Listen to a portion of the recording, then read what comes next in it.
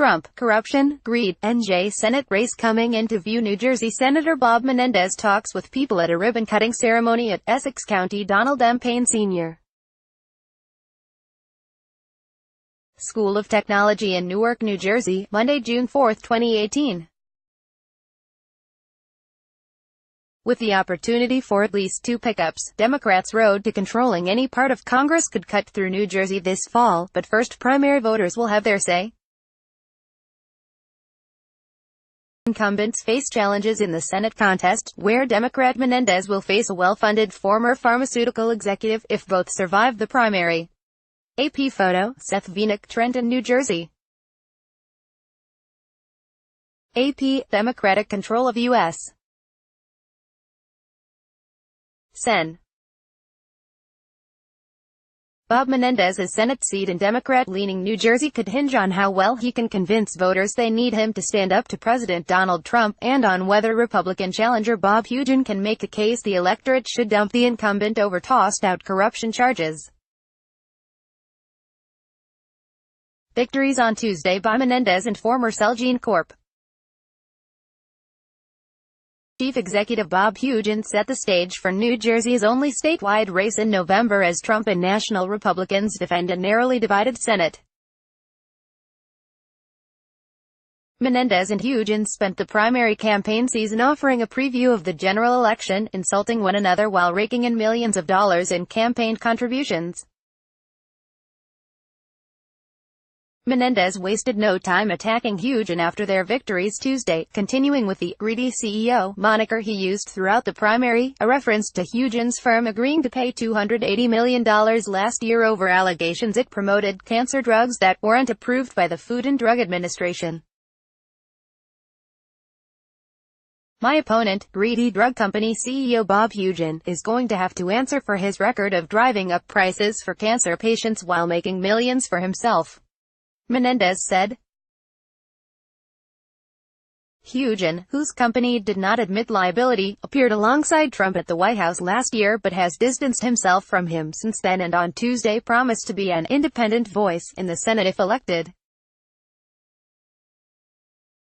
"I am pro-choice, pro-marriage equality, and I strongly support equal pay for equal work," he said. "I believe we, as a party and as a country, need to fix our immigration system in a comprehensive and compassionate way." Menendez is running for his third 6-year term after facing little primary competition previously. On Tuesday, he defeated publisher Lisa McCormick, who mounted a campaign for governor last year before backing another candidate.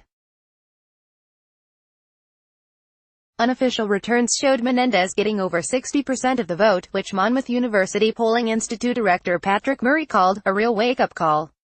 He added that Trump will be a big factor in November, giving Democrats an edge, but said Hugin has an opening. Hugin, who headed Celgene until this year, is largely self-financing his campaign and had broad GOP support against Brian Goldberg, an information technology professional and construction company executive.